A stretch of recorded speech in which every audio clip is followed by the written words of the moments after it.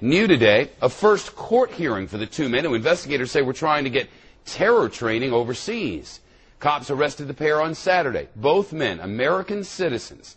Investigators say the men were planning to fly out of JFK Airport here in Queens, New York, and make their way to Somalia. That's the home of the Al-Shabaab militant group, which intelligence officials say has ties to Al-Qaeda.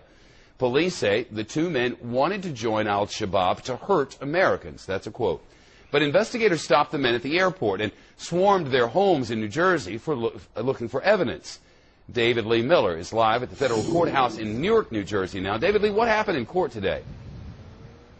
Well, you know, Shepard, as courtroom appearances go, this for the most part was pretty uneventful. It lasted only 3 minutes in length, and during the hearing we saw Mohamed Alessa and Carlos Almonte, both very heavily bearded as well as shackled. Their hands were handcuffed. Now, Alessa had bruises and cuts on one side of his face. Authorities were asked about that later. They say that he resisted arrest on Saturday night. The courtroom, as you might expect, was absolutely packed. Also in attendance today were Alessa's parents. After the brief hearing, they left the courthouse, fleeing down the street from reporters, trying to hide their faces. They would not address the charges that their son faces, charges of conspiracy to kill, maim, and kidnap while overseas. But it is likely his parents could be back here on Thursday. That's when a detention hearing is scheduled to take place.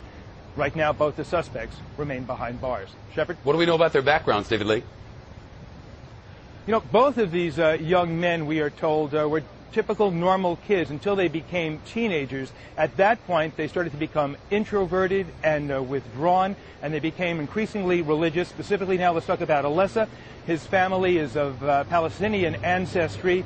The landlord where he lives said the family was very religious. As for Almonte, his parents hail from the Dominican Republic, and he reportedly converted to Islam. But as you mentioned at the outset, both of these two young men are U.S. citizens, and the U.S. attorney here today emphasized the growing concern about homegrown terrorism.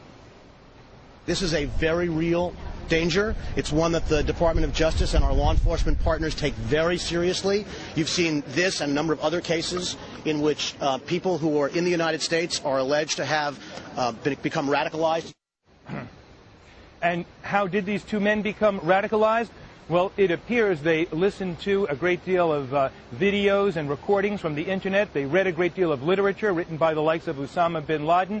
And Shepard, especially worth noting here is that some of the videos they listened to were from Anwar al-Awlaki. He's the U.S.-born cleric now in Yemen. On some of those recordings, he justified the killing of civilians in the name of holy war. Shepard? David Lee Miller live in Newark, New Jersey. Again, Judge